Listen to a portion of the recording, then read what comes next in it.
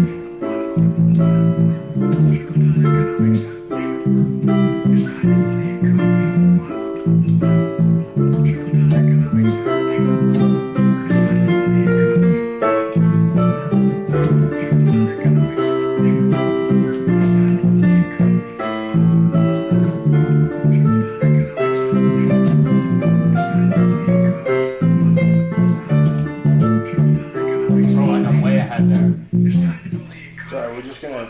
The way we play with Joe is we just kind of we play and he's in the background. He's the main. He's the lead singer. Joe Biden and Company. Sorry. Is that our band name? It's our alternate band name. All right, give me a bass line on that. All right. Let's just ignore Joe for a minute. Develop a bass line.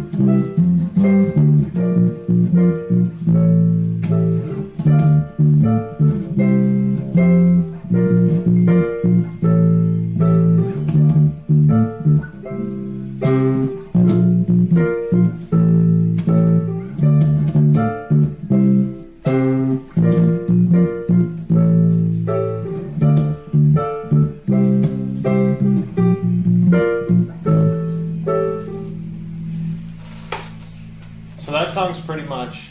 We got that one down then. That one's down pat. Yeah. I mean, we've got the phrases and everything. Yeah. Let's go to the bridge. Let's do the bridge together. Okay.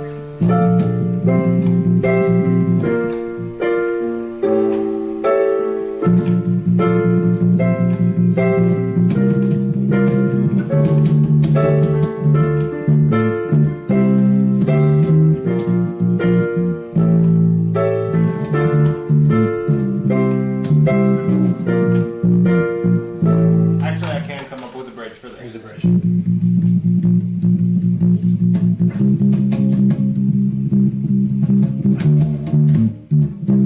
What notes are those? It's just your third chord and then your second chord.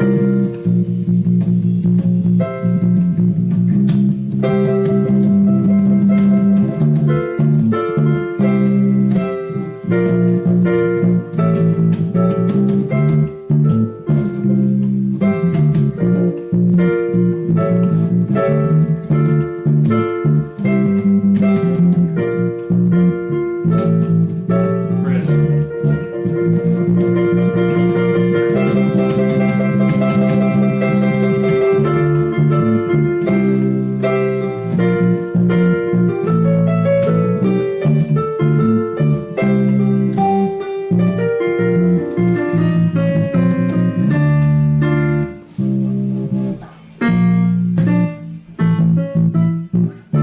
All right, we got it. Cool, we know that one. All right, let's find something about ghosts. Spooky ghosts, Joe.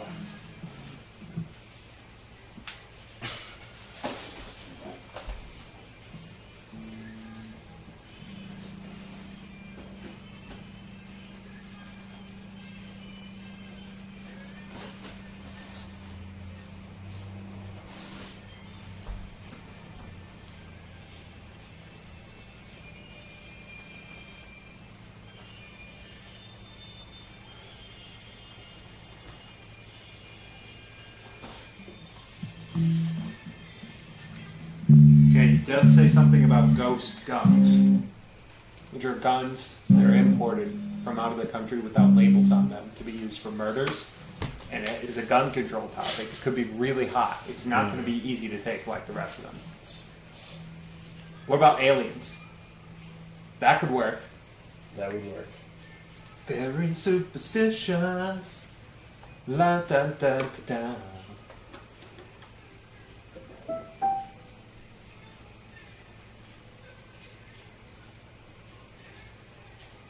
So for that part, I'm probably going to have to play a cover of his voice.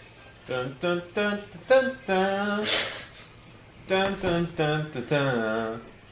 And we'll play it for like 30 to 60 seconds max. Right? Expertly tailored eye care. It's just a transition between our first and second song.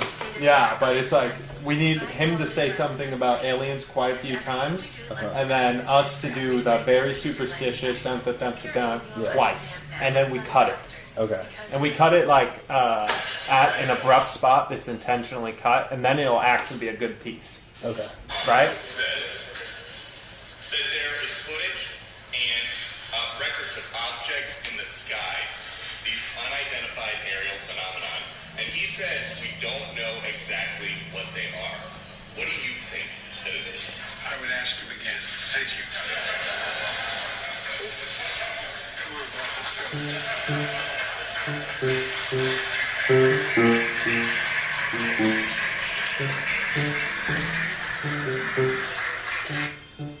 Joe just not giving us what we need. I'm gonna find something on Joe and the aliens.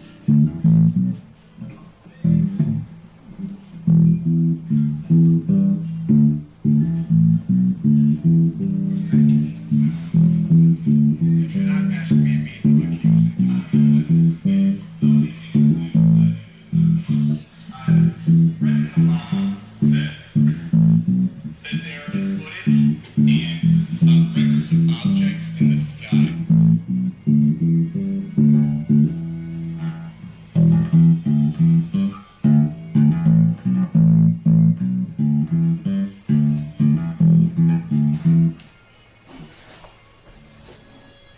Now we could use Trump or Obama too. Oh, like guest appearance? Yeah. That is creative. When it comes to aliens, there are some things I just can't tell you on air. But That was great. Did you hear that? Yeah. 5 seconds. when it comes to aliens, there are some things I just can't tell you on air. But what is true, and I'm actually being serious here, is that there's footage and records of objects in the skies that we don't know exactly what they are. We can't explain. That's it. That's our soundbite, right? I think that aliens are like, we want to explain ghosts if we can, because that's like what superstition is about. Okay.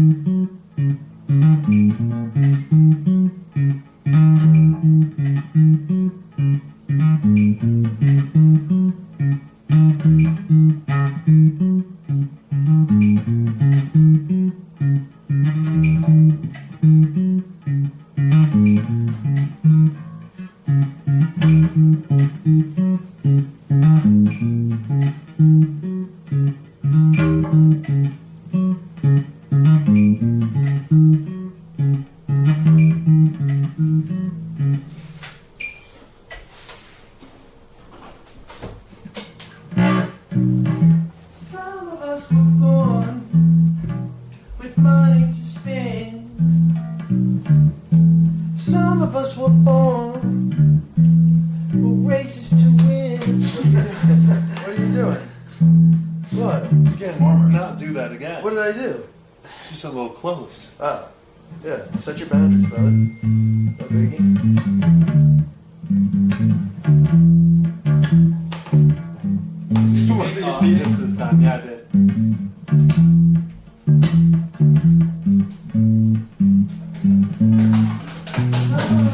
I can't find anything on Joe Biden ghosts. I even did a Google search minus guns to get rid of the gun control thing, and I can't find anything on ghosts. Alright, we did our best. You know what we Yeah, should- Tucson, we're You know what we should do? We should find out if there are different open mic nights in this town. That's a wise. Because that could change everything. Yeah. Also, An can we? open mic night that's actually fun and not like super formal feeling. Slam poetry night. Yeah. Can we do a performance for Clayton? Our first performance. Let me get a cup of Joe in my system. Well, not in my system, in my hand. Let me get a cup of Joe in my mouth as well.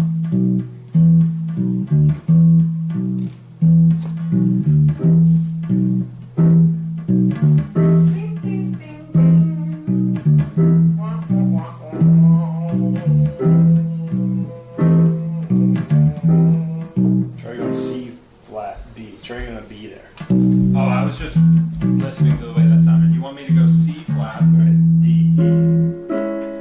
Wait, what do you want? E. Try E major. Yeah, mess around E major. One chord.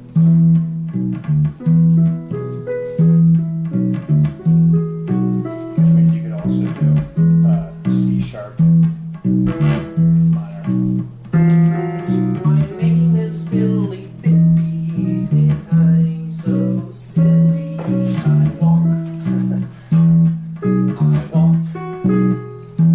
My name is Billy Bibby, and I'm so silly. And I sit. And I sit. My name is Billy Bibby, and I'm so silly. And I stand. And I stand. My name is Billy Bibby, and I'm so silly. And I clap. And I clap. My name is Billy Bibby, and I'm so silly. And I run.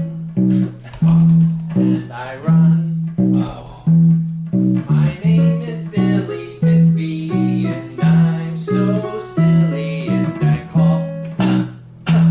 And I cough. My name is Billy Bibby, and I'm so silly. And I slap. All right, can we perform for you, Clayton? That was a good song you guys just wrote. Thank you. Billy Bibby, so silly. You thought that was good? Just wait. We could actually write like a children's song, like so fast. Baby. If we followed the Baby Shark template. But the one we just had would have been a huge success. We get a good animation with it. Yeah. It's My true. name is We Billy. could hit like Baby. 40 billion views on YouTube. Yeah, seriously. Wow, that would be Word like. works. And I walk. Here's vlogging content, and then here is my reaction video content, and here is that content as far as like just getting Pandering. pandering. How could we ever face our friends and family if like we're making a blues band, and the next thing I know, we have a bunch of released music on YouTube, and it's like children's educational songs.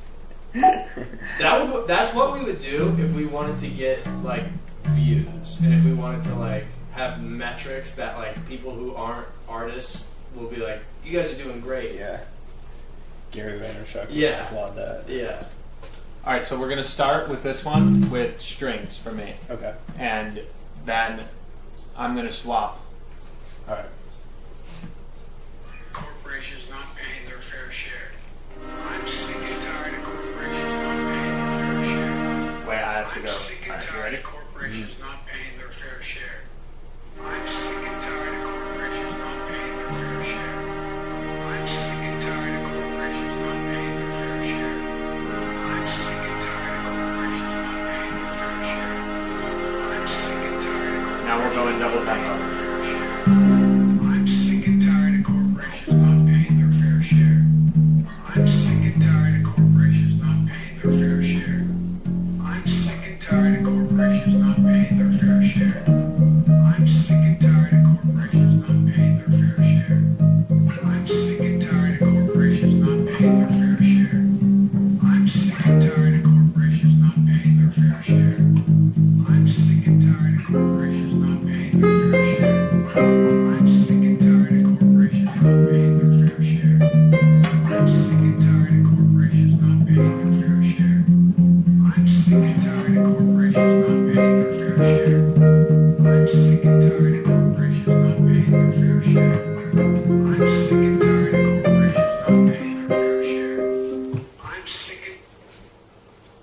That's our first performance. Wow. And you have one to this one as well? We have a second song. Okay. Yeah, let me hear the whole set. Alright. Are you ready?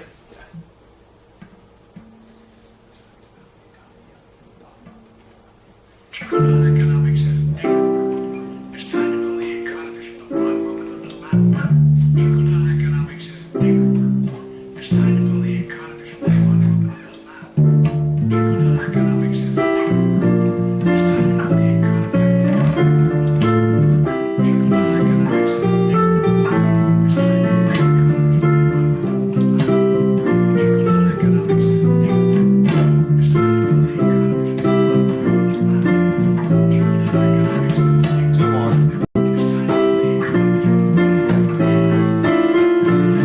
out. Trickle-down economics says nigger. It's time to build the economy from the bottom up and the middle out. Two more. We gotta do the bridge over again. Okay. We're gonna do one bridge, then go. We come in, you come in first, then we do 2 with bass, bridge, 1 more. 2 That's with right. bass, That's right. then bridge, then 1 more, then we end. That's right. It's time to build the economy from the bottom up and the middle out. Trickle-down economics says nigger work. It's time to build the economy from the bottom up and the middle out. Trickle-down economics says nigger work. It's time to build the economy from the bottom up and the middle out. Trickle-down economics says nigger work. It's time to Bridge.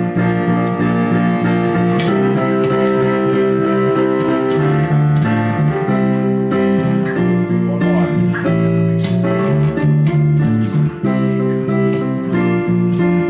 On the one. Wow. What do you think of our song? First of all, both of these are so They're purposeful. the messages you can get behind. That's right. And actionable, too. Yes. Like, while you guys were playing, I was like, what am I doing here? I need to start building the economy from the bottom up and the middle out.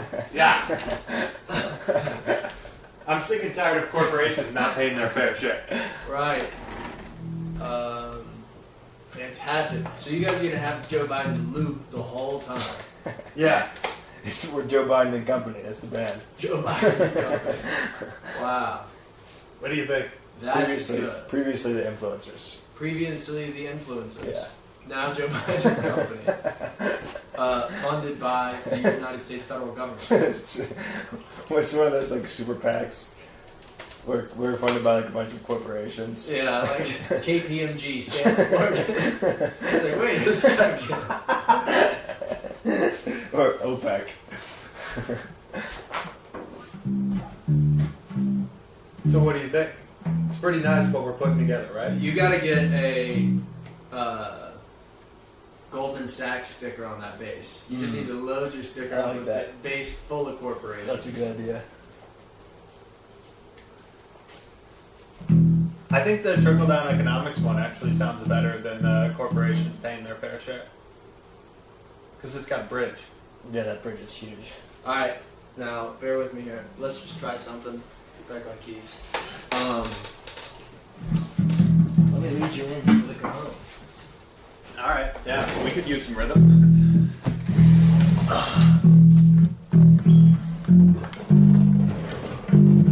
Alright, which one do you want to lead us in on? Clay. The second one, but you can't play it until I have delivered a motif. And you would, like, you're going to play the loop a little bit later. Like, that's not what's going to start us. Okay. I'm going to start off with abstract percussion, and then you're going to add abstract piano, and then atonal abstract bass. Oh my god. Alright, yeah. And then we get into the groove. Okay? I'm in. So you take your time to get with me. We don't have to rush in all at the same time. Okay. So let's just feel it out.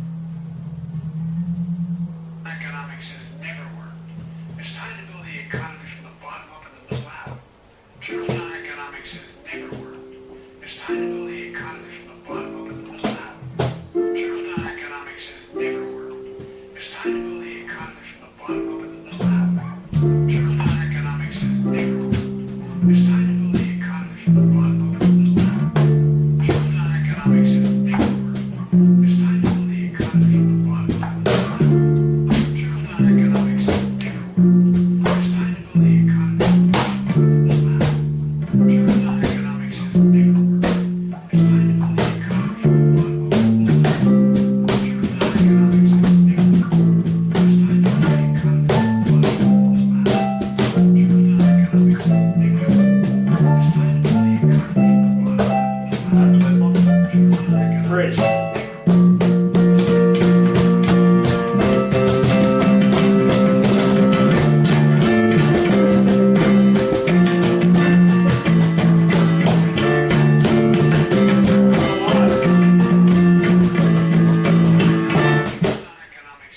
On the one. I didn't know that's what you said. Oh. I said one more. Oh, okay. That was the abstract thing worked out Did we not sound like a Miles Davis quartet? a little bit.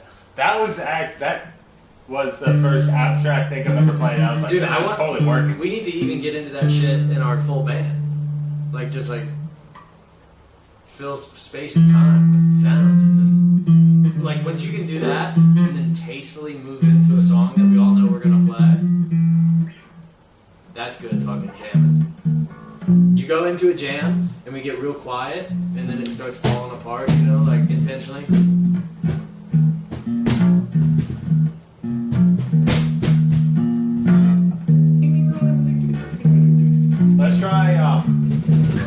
Let's try some of that spooky arrhythmic stuff. But I'm on cajon because I don't even know if am I going to be good at that because I have no rhythm, or am I going to be bad at that because I have no rhythm?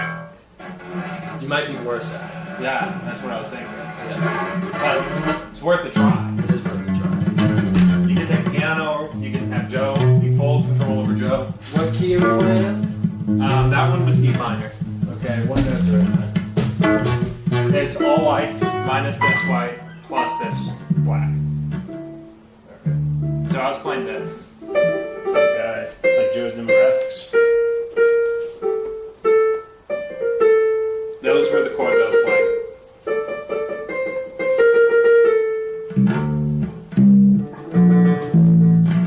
Well, when we were doing arrhythmic stuff, I was not playing it that key.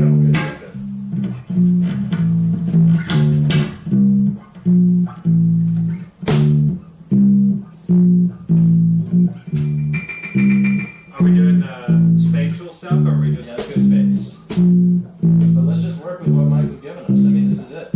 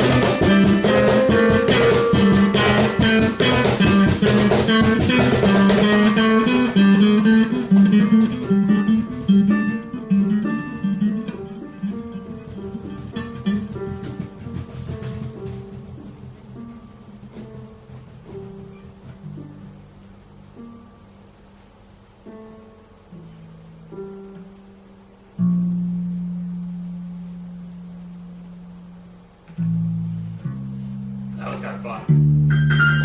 Yeah. Alright, who's the soonest? Why would you do such a thing? Fuck, mine's cold.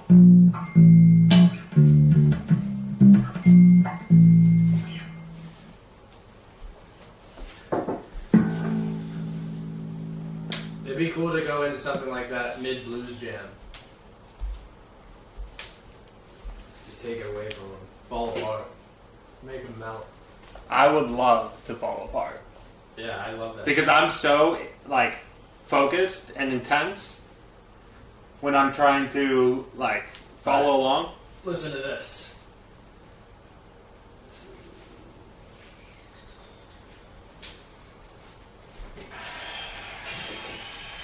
Grateful Dead song Alligator played live. Joe Russo's almost dead.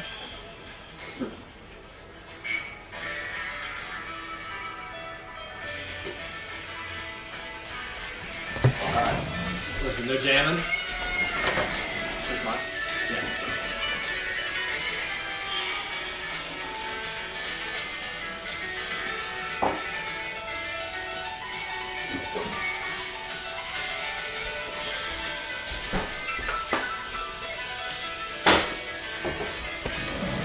Listen to how they fall apart.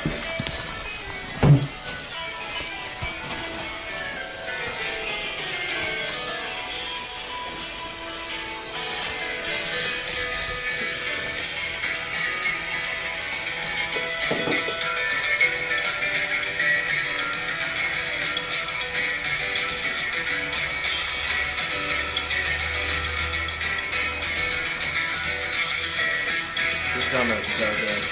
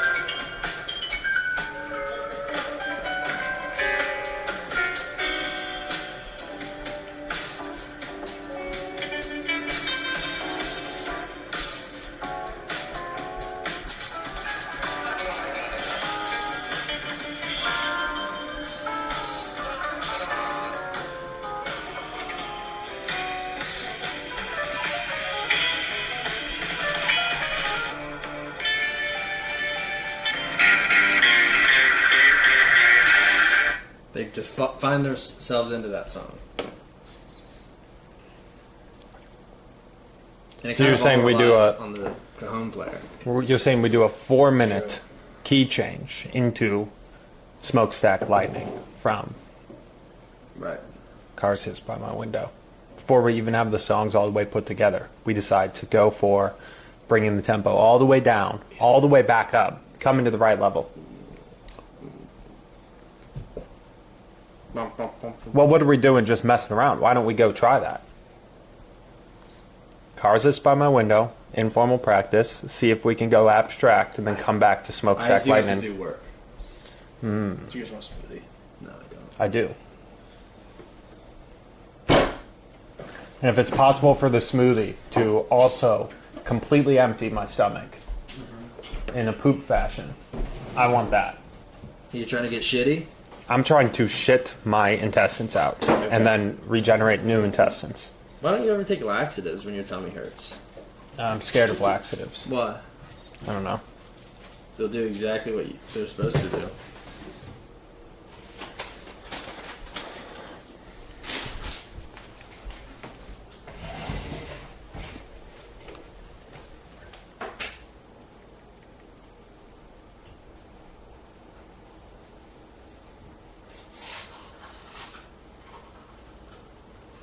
Alright, would you rather get a girl pregnant today? Do I get to choose a girl? It's a girl that you would have sex with. So, like, in your case, it's probably Davey. Then she can't break up with me. Right, that's right. Michael, who would your pregnancy choice be? I get to pick whoever I want it to be. Well, it can't be like it has to be a realistic thing. Like mine would be Marissa. Man. Wow. Shit. Someone who would have sex with me right now. Yeah. Okay. But like that, you would also like want to have sex. Right. And then what's the alternative? The alternative is lose your leg. Which leg? Your choice. What part of your leg did you get lost at?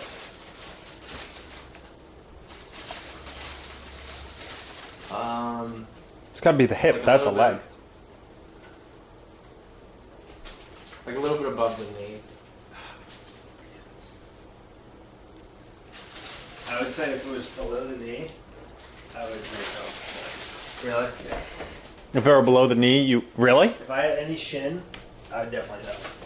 Why? I mean, it's not that big of a deal. Just have the prosthetic, you can hang around, Yeah, I guess that is cool. and then you wouldn't have a baby. I do wonder, like, to lose any part of your body, is that more ideal than having a kid? The thing is, if you have a kid, it's like you are creating something. Like you are now responsible. It's like you got work to do. Yeah, your Yeah. whole life is like you have to do that, and you're the one who chose to have it, essentially. Right. If you lose a leg, people are like, oh man, that happened to him. He lost a leg. Right. He didn't accidentally have a kid. Like, I would have a kid. I would have 2 kids. I would have 2 kids. A boy and a girl. And I would raise them to be proper Norwegians. which one would you go? I'd maybe go kid. Marissa. Oh, Jesus.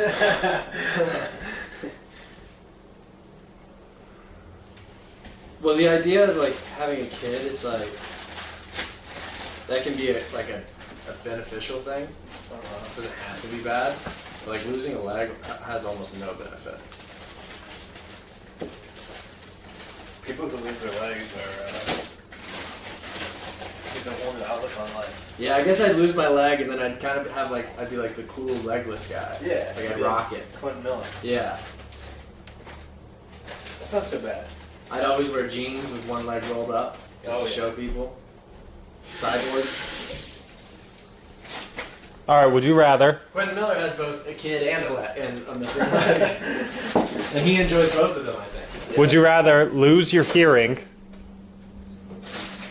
You no longer have the ability to hear. Or both your legs. At what part of your leg? Mid-thigh. Both legs. Hearing. That one's so easy for me. You'd rather not hear? Yeah, I would get rid of hearing. Okay. Do my legs work better? What do you mean? Like, is my right leg still messed up? If I keep my legs, or does it heal?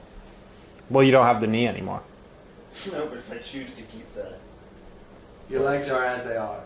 And they're going to progress like regular. So like when you get older, they're going to get weaker and regular legs. My legs are only getting stronger. Dude, to go no hearing would be like so much more drastic of a life change than no legs. No legs is just physical. No hearing is like mental, like relationships, just like everything is different. You can't fucking talk to anybody anymore. Apparently you get Alzheimer's faster. If you're deaf? Yeah. I didn't know that. I wonder why that is. I think memory and hearing are really closely related.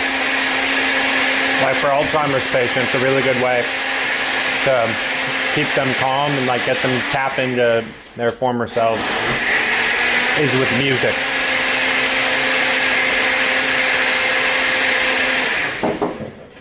You can like bring people's personality back briefly with music, supposedly, according to a documentary I watched. That makes sense. But I will go insane no matter what. So why not get it out of the way? You would do really poorly if you went deaf. You would do so poorly. Why do you say that? That's like you us joking about how you don't like thinking. You literally can't do anything else. I could still look at things. So Yeah. hearing or sight for you? You can't talk to us. Hearing or sight? Sight. I'd rather lose sight. That's a tough one for me. Sight is just this. Still with you guys, chilling, vibing. I just can't see shit. Hearing is like silence. And I'm like, and you're like, I didn't learn it. I haven't had time to practice. And then I get frustrated and go to my room, and I don't listen to music. I just sit in silence. Oh my god. I just deal with whatever's going on up here. Oh, dude, sight for sure. And if you're blind, you can wear sunglasses all the time. What was that? Sunglasses inside all the time if you're blind. Yeah. Be a cool blind guy. I love looking at things. You walk up to a girl who you might believe is super attractive, whether or not she is, doesn't matter, and you say, hey, sweetheart, I think you're beautiful. Thank you. But I'm blind, so what does that matter? You'd be good at being blind. I'd be a really good blind guy. I would be horrible at being blind and deaf. I'd be bad if anything bad happened to me. You'd be bad at being deaf. Blind, you'd be better at. No, because I love seeing things. Well, don't we all? But I think I like seeing things more than I like hearing things. Just if you trees. Could hear things, we could describe shit to you. Just trees? If you can't hear anything, look at that tree. If you can't hear anything, it's just like...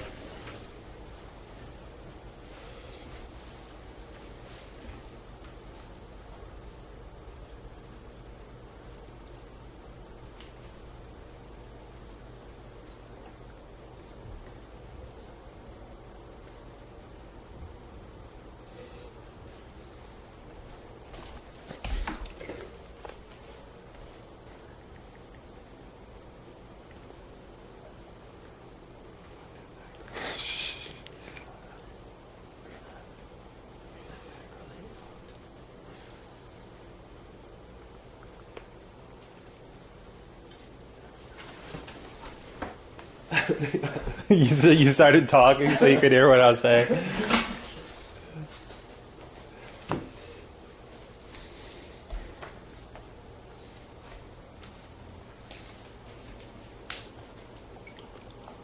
Yeah.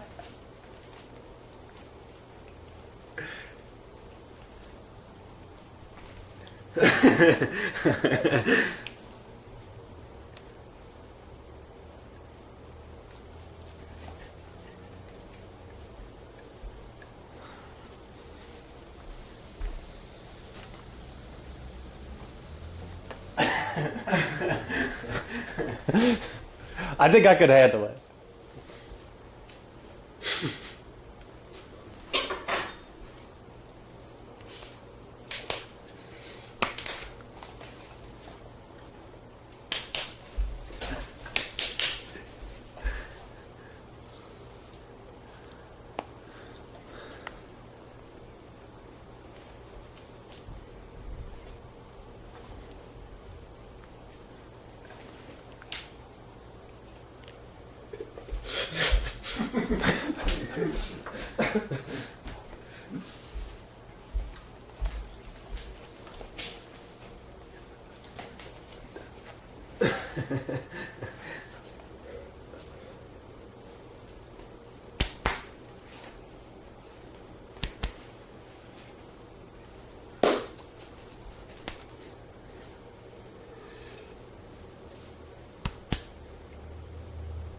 I'll be like Coco, that gorilla.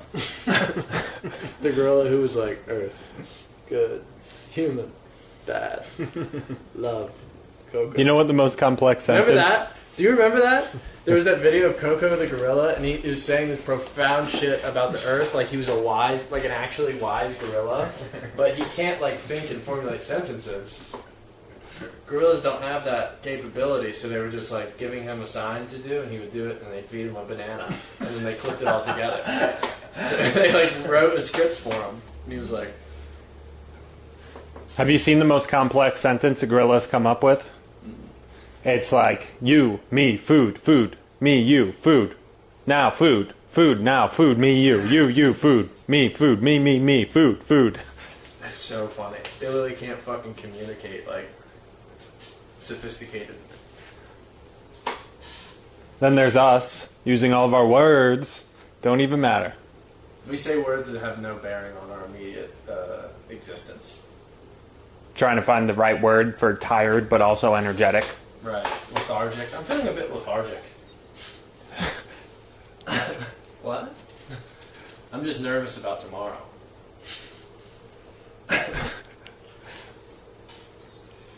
I'm anxious, but in a good way. Would you rather lose your leg or have a kid?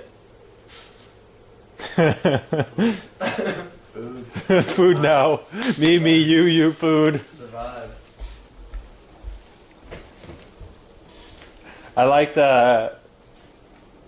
when those girls were trying to get your stream of consciousness, and you were like, food.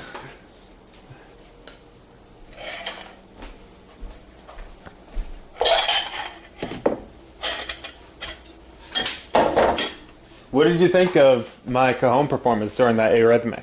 It's good. It wasn't that arrhythmic. I felt like there were parts that definitely had rhythm. That was the most comfortable I've been on that instrument so far. You and I should probably practice together. Do like the rhythm section. Food? Yes. Where's Smoothie? Did I already drink it? There it is. This is really good. Is it extra blueberry? What is it that's going to make me poop? I think You didn't go super poop Smoothie? I put Adderall in yours. That doesn't make me poop. That makes me not poop. It's Adderall. Oh, thank you. You're welcome. Yeah, let's practice together. Let me wash these dishes, because I'm a great roommate. 2 dishes, by the way. Mine and Clayton's. I'm going to wash both.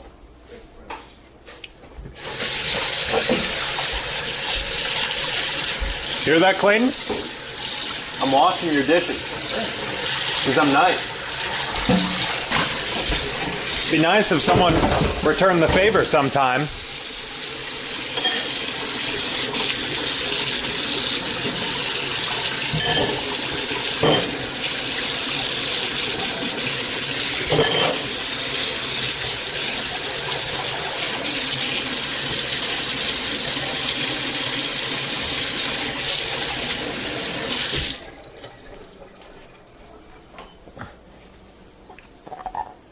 I love the idea of a good practice session.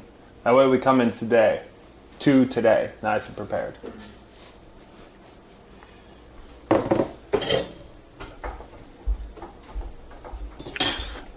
It would be nice if somebody did my dishes for me sometime.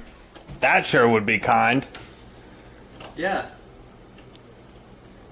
That's awesome.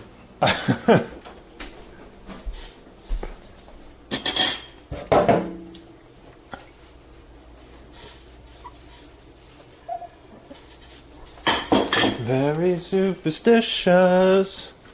La dun dun dun dun.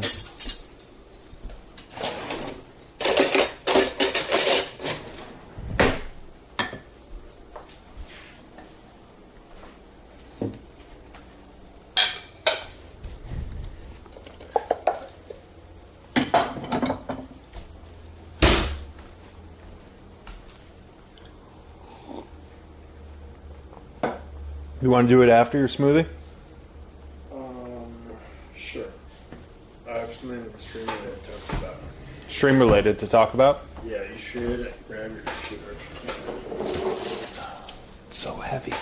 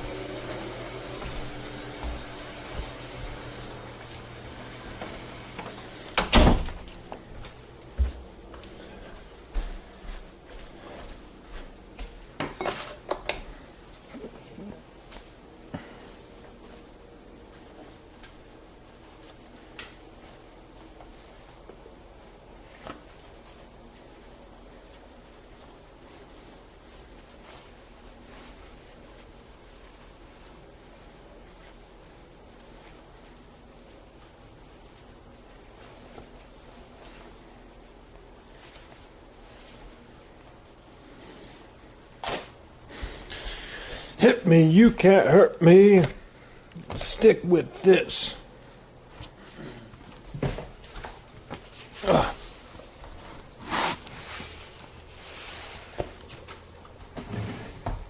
Ugh.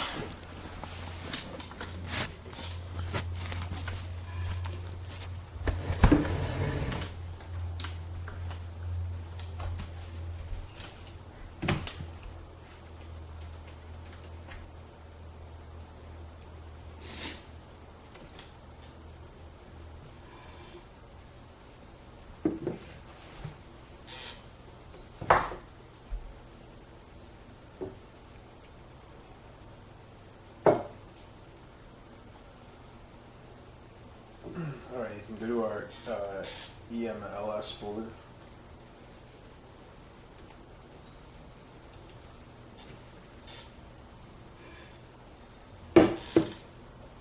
Yeah. There's a document called Donation Overlays.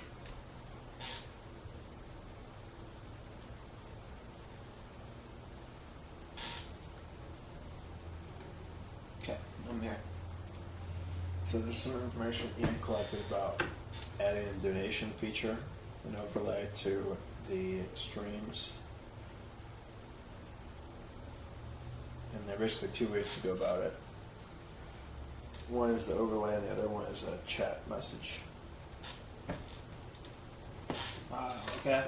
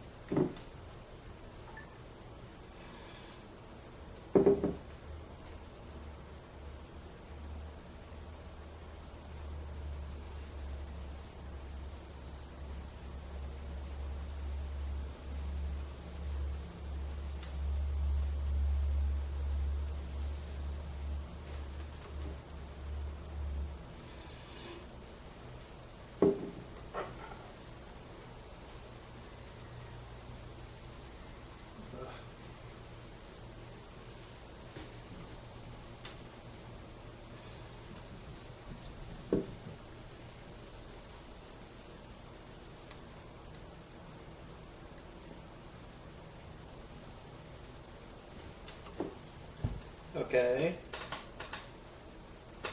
All right.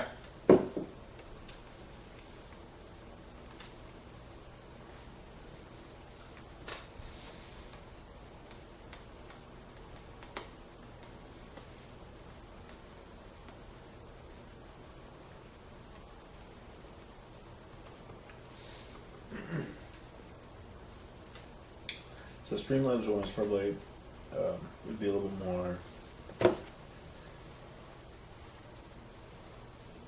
overt, you know, because it'd be like on screen as an overlay.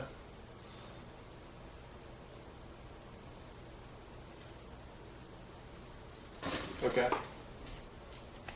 But I think either option is probably better than nothing because it will create more visibility of the campaign.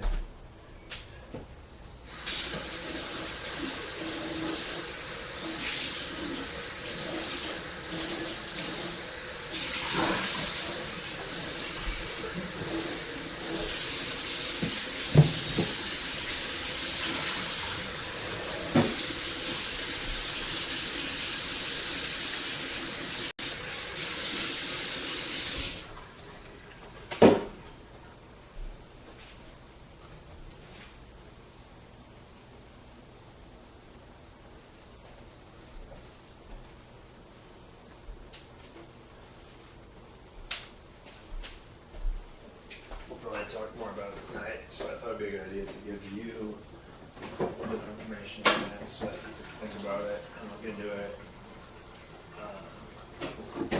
so that we could all sort of pick a direction and move forward with. But just something for you to think about for now.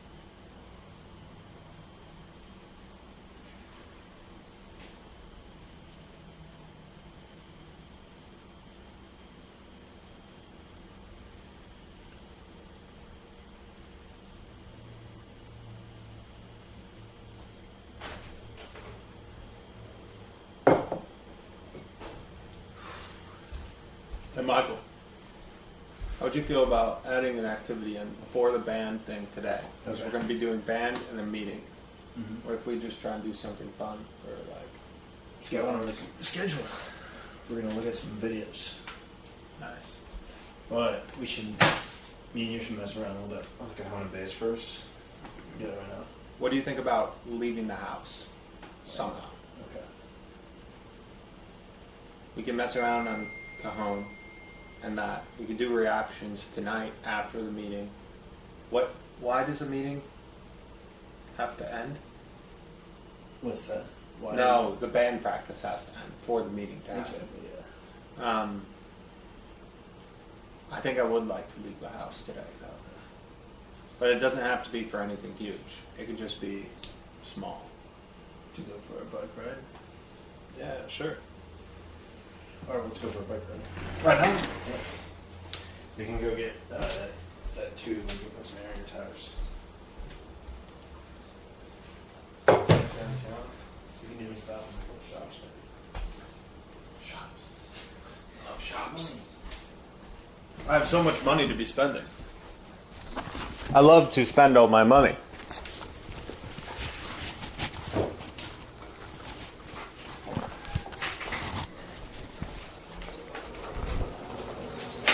It's okay if I get my deodorant real quick. Yeah. Do you know if you moved around any toenail clippers? No, I don't know that I did that, but I have a pair that you can use. Because I just use my fingers. I literally have not used these since David gave them to me. They should be in here. Yeah, here.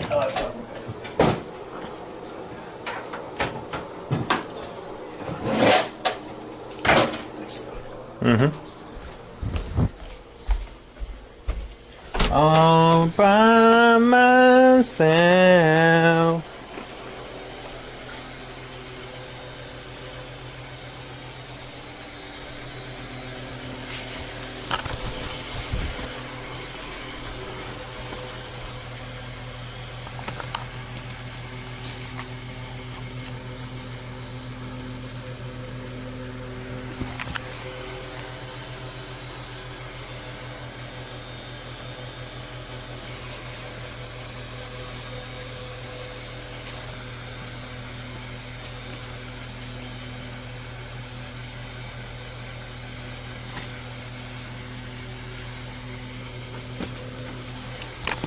Okay, the stream is going to get really bad for a second because I need to fix this. So the camera's going to be all over the place.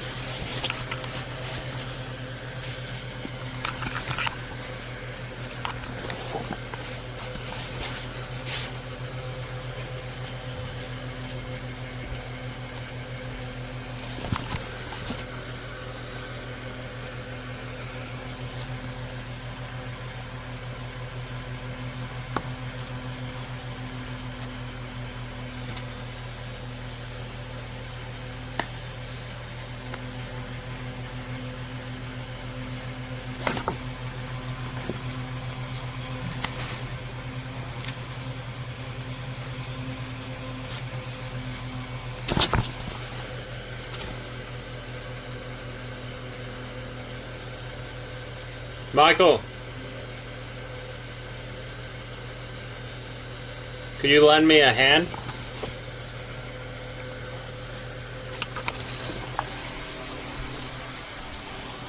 It's very, not having this has been getting at me. And I want to find a way to put it back on.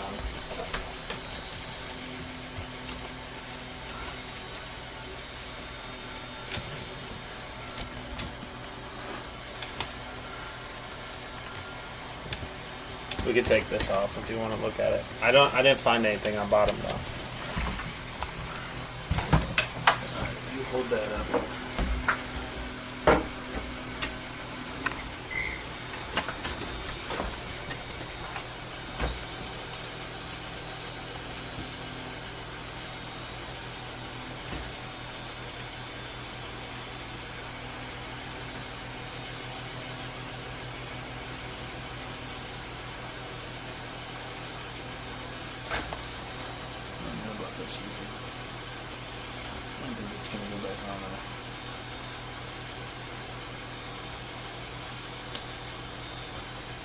What do we have to lose by trying alternative methods? Okay. Like heating up the plastic? Well, if it's wider, that won't. You could like tie it on. Yeah. There's the other side. Right down there. Yeah, you can just tie it on.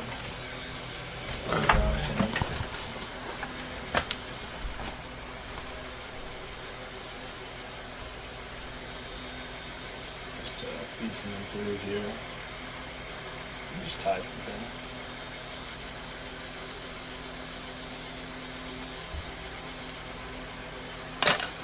That's probably your best bet.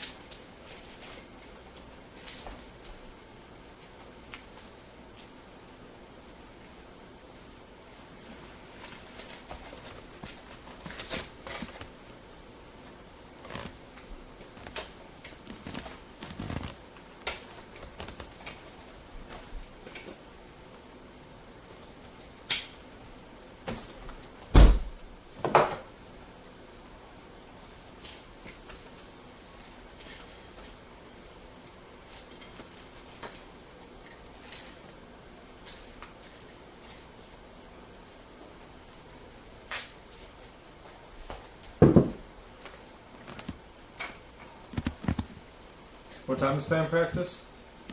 5 p.m. Boy.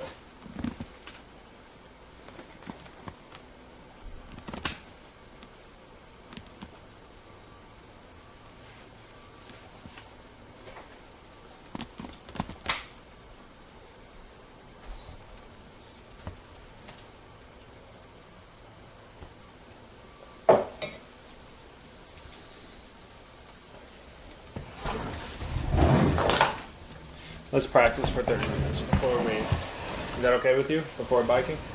Yeah, that's fine.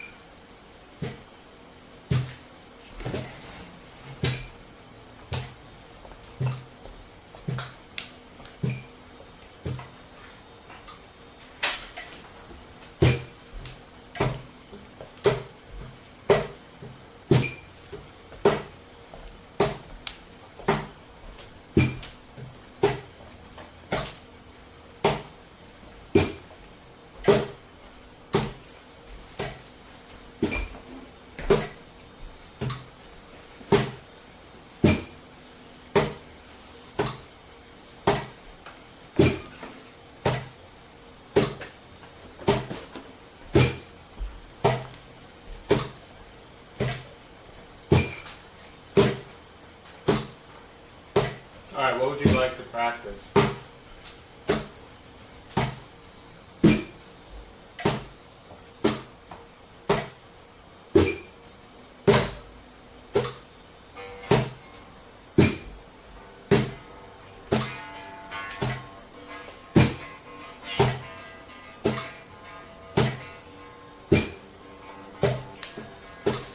Alright, first you practice finding Michael's iPhone.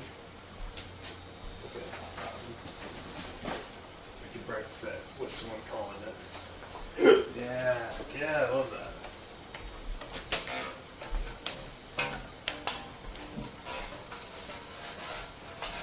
Except most of the time it's not good. Nice. So, let's start with,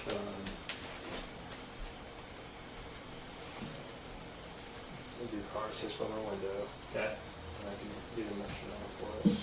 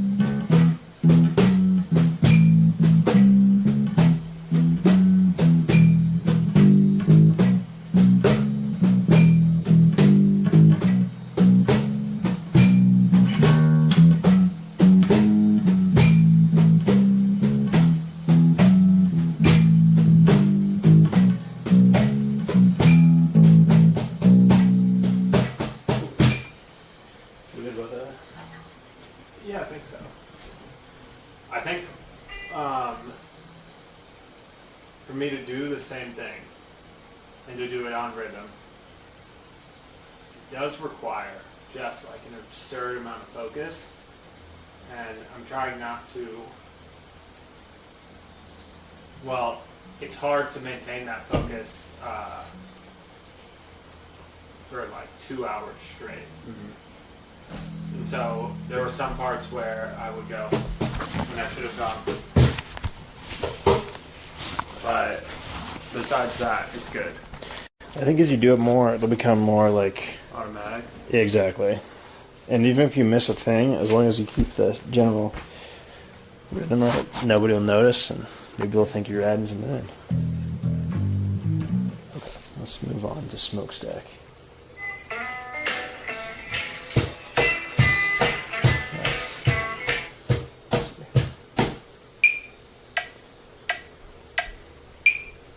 you play the song, I can just keep it going. Hopefully it's in the song.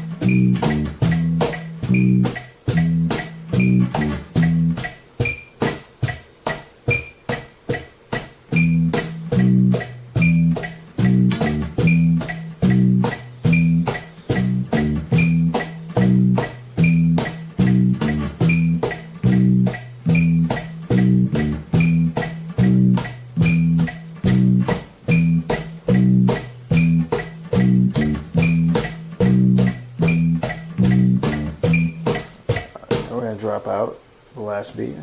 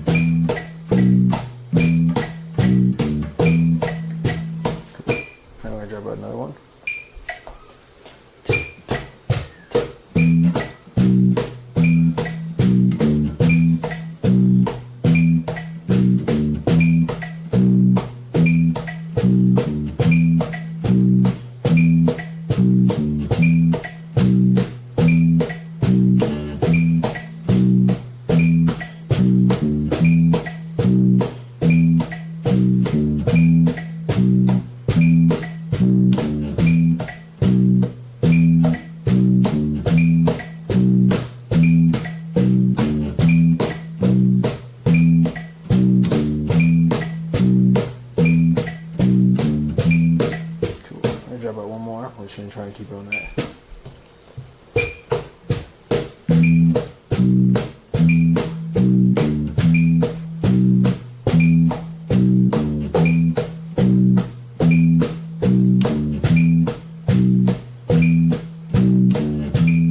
Try and do it with your eyes closed and just feel the rhythm.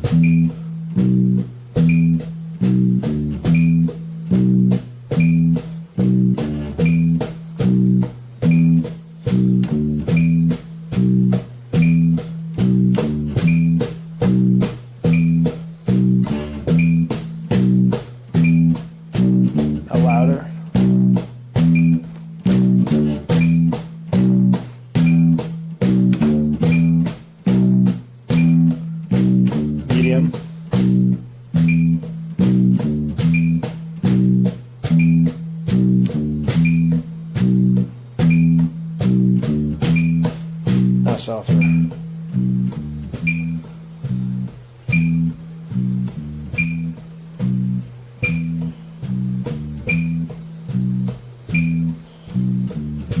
Perfect. All right, now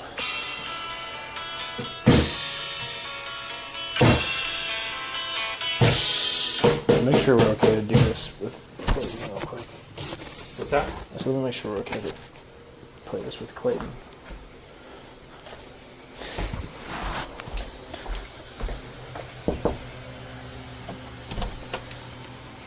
You You're not recording or anything, right? No. Okay. It's okay if we play? Yeah, Cool. you're good. Thanks.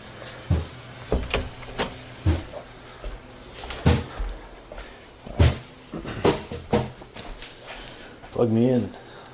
Thank you. Cool.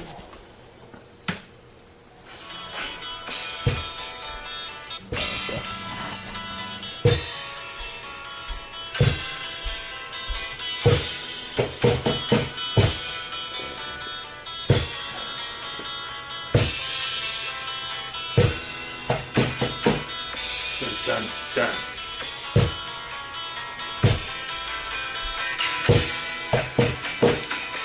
Oh, that one. Okay, so can we restart that for me?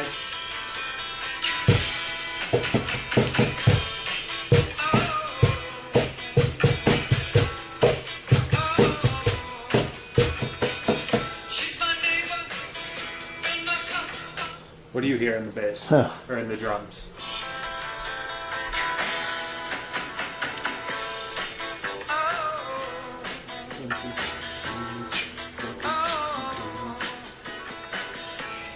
So it's boom, boom, boom, boom, boom, boom, boom, boom. Is that going to be a snare for me? Yeah, yeah.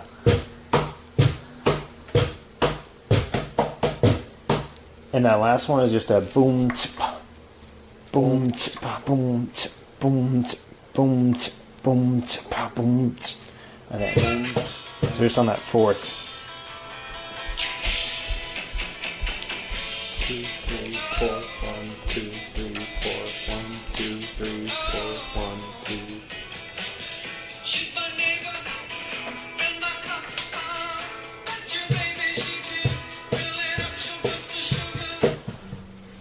And it sounds like that accent one that's like boom, that might be like a tom. Boom, boom, boom, boom, boom, boom, boom. Right, like a somewhere between them. Yeah, like maybe with the bass one. Yeah. Maybe give some of those boom. Yeah, boom, and then get a good, nice good crack on that top one. Maybe a little bit lower, maybe. Yeah, that's nice. Yeah, and then for that one, try getting your fingertips kind of in the middle. Yeah, right there. So it's kind of, like a hybrid sound. There we go. Yeah, I think that's good.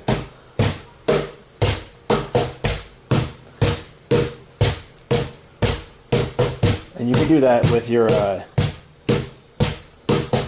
snare hand too, if that makes it easier for you to keep that bass one steady. Boom, boom, boom, boom. Either way.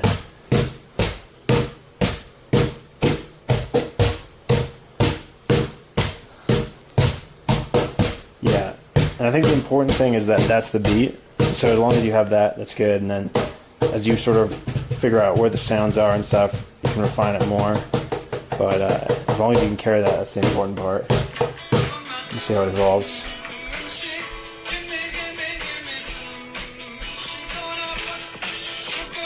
Okay, so then there's some fills, right?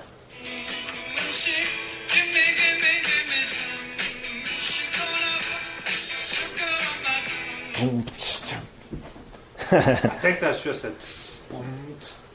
right? Just to really emphasize hit. Might be a couple like boom, boom, a couple, yeah, something like that. Something that shakes up the rhythm a little bit.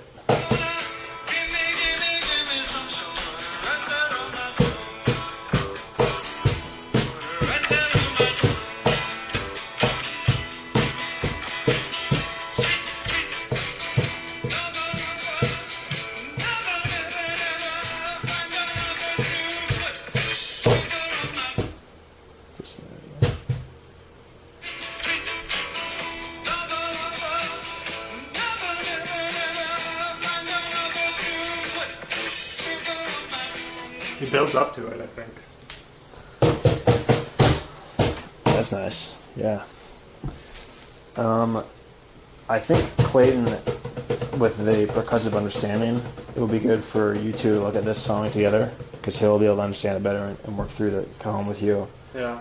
But as long as you have that boom, boom, boom, boom, boom, that's the bones of the song.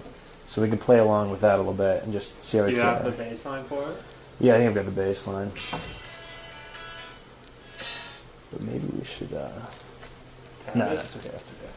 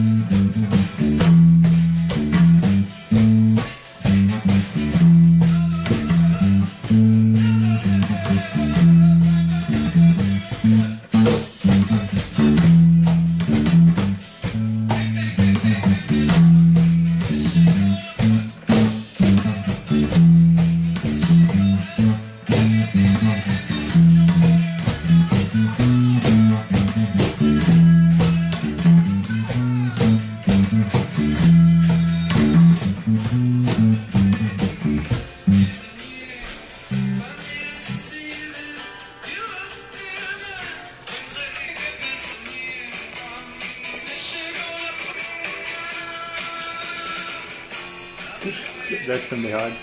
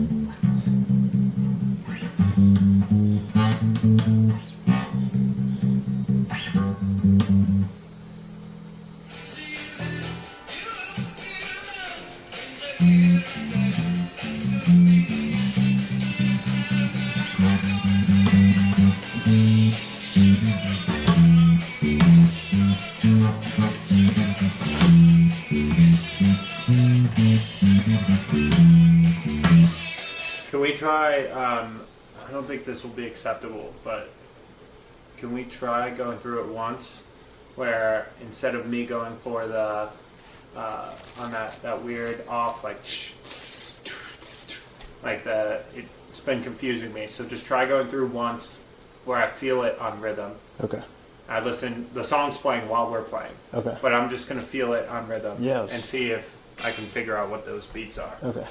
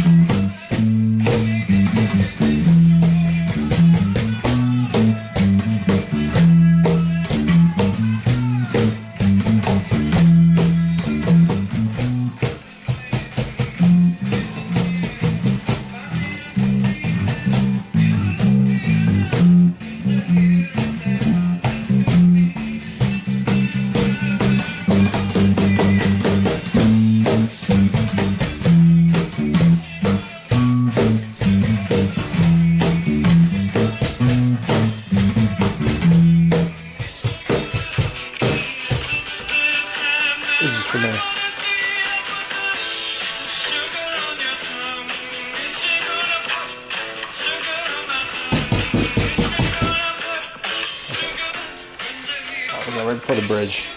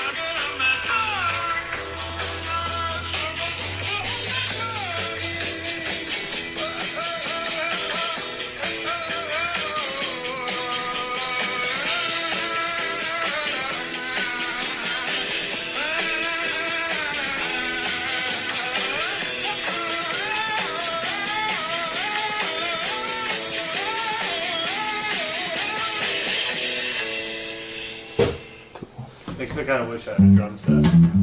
Listening to that one. In time.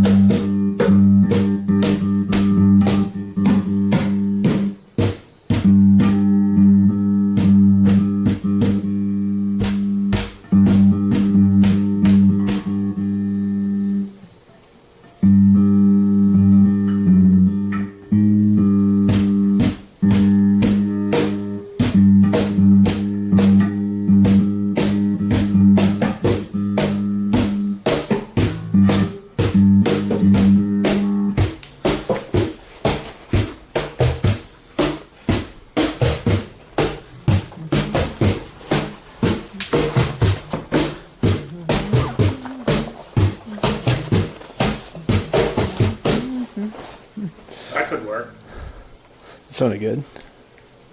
Let me tune this string.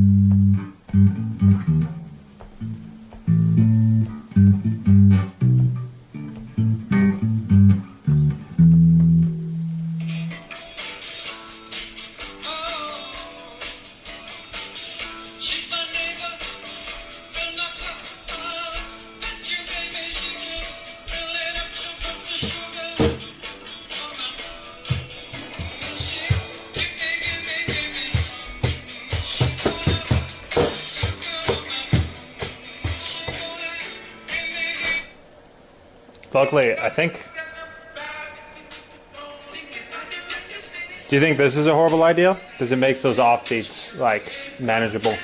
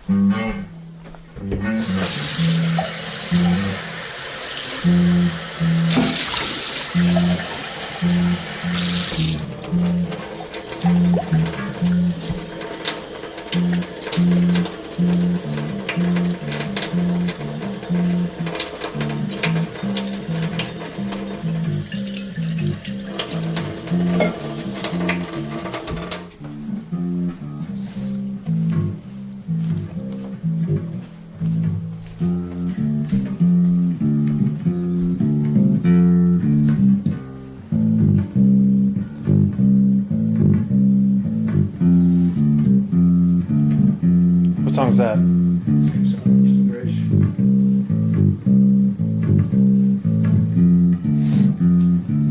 Did you hear a big difference in the percussion in the bridge? Maybe change a little bit.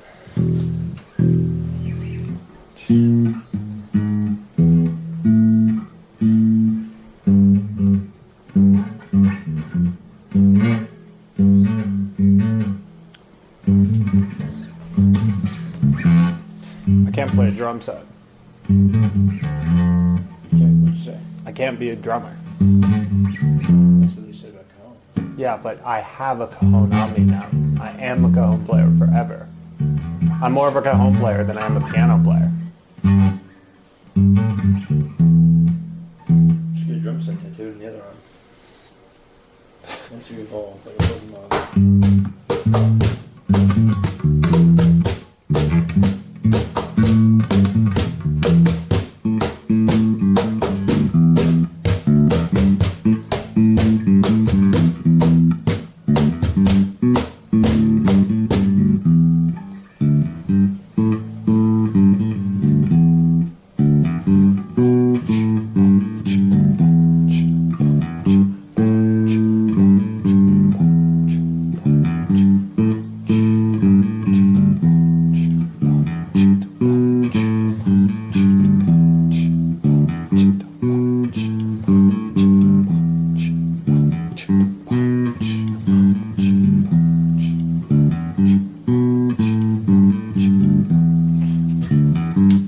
So whenever you're doing those passing, I'm passing too.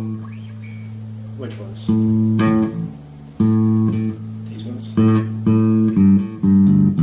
Da-na-na-na-na. Yeah, it does that for like the rest of the song on bass, but I'm sure the drums are a little bit more stable than that.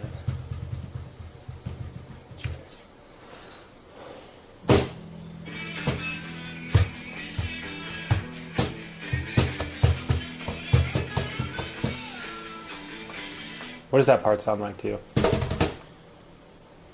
here. Sounds like he's rolling down the drums, right?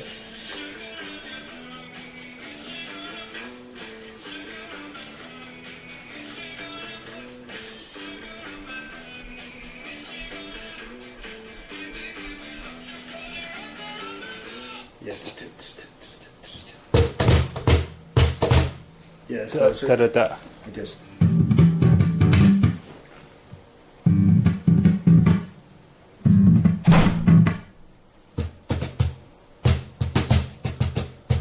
Yeah.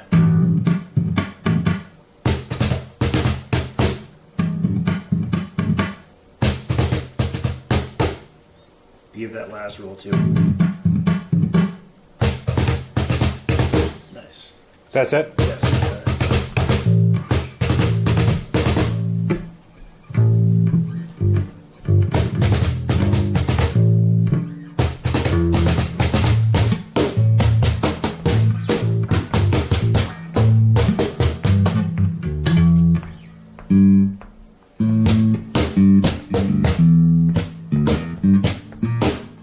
One, two, one, two.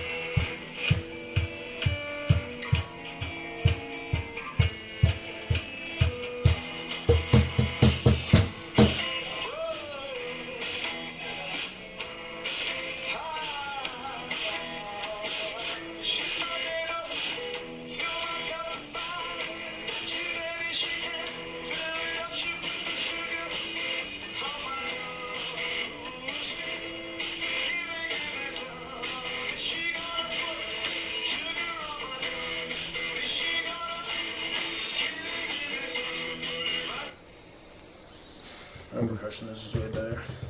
Well, our percussionist has more soul. That's true. This is the singer of Talking Heads.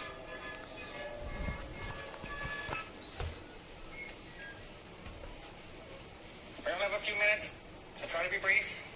Okay, I'll do absolutely anything you say. Right. Why did you call the movie Stop Making Sense? Because it's good advice.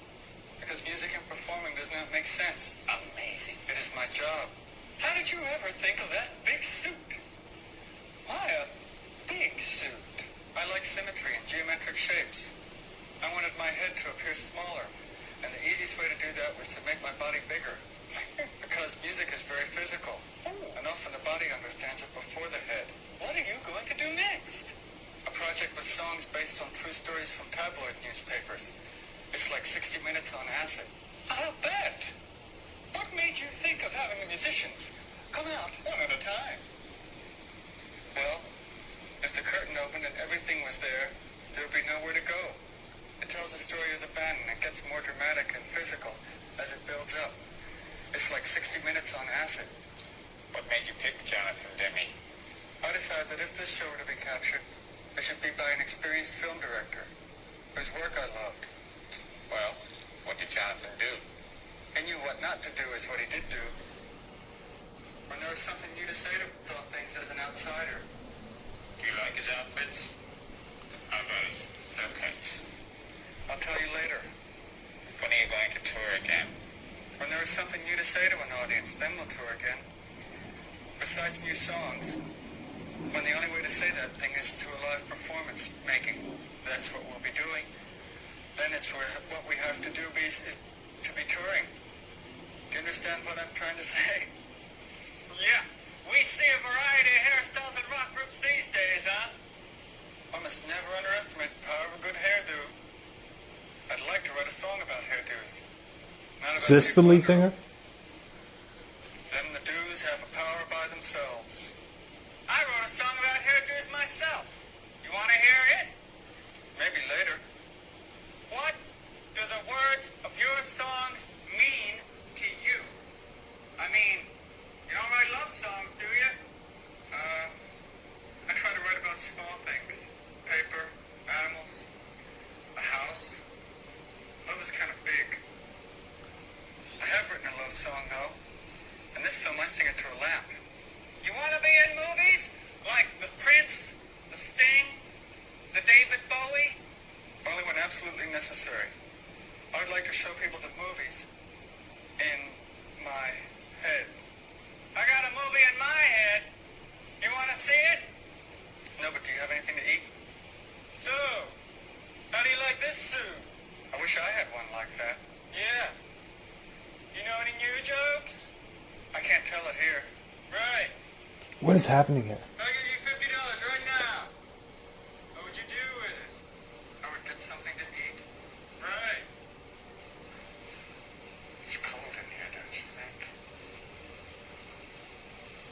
No. I don't think you have a very good voice. But you're a singer. How do you do that? The better the singer's voice, the harder it is to believe what they're saying. So I use my faults to an advantage.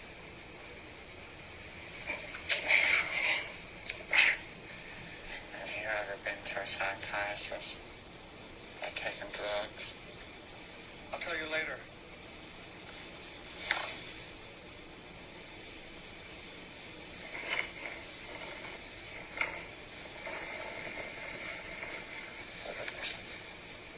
What do you think happens when you get too far from your house? I'll tell you later.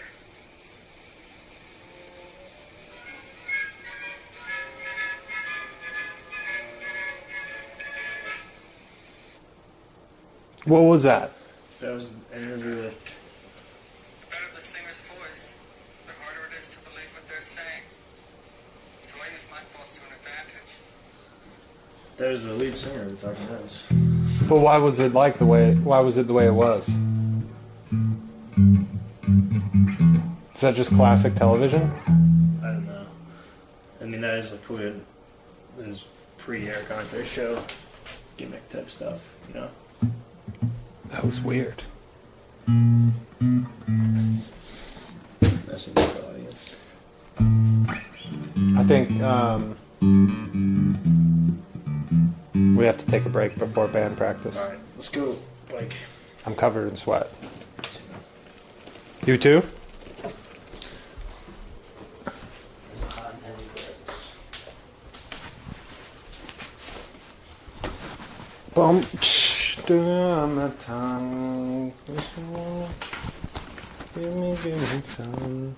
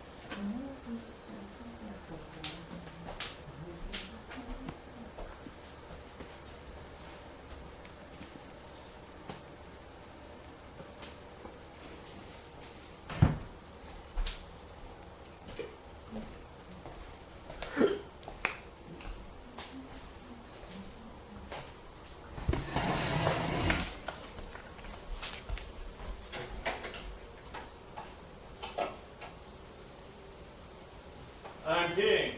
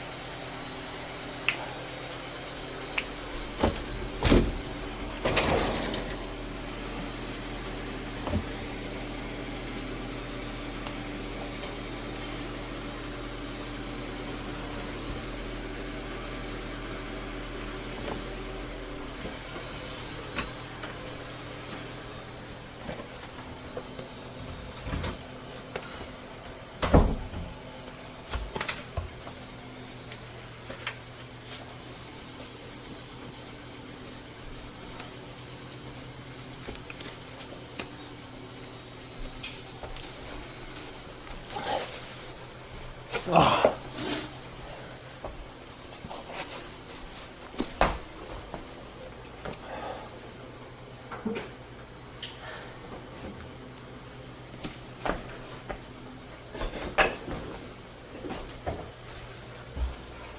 So we got to brainstorm somewhere scenic to run on Saturday.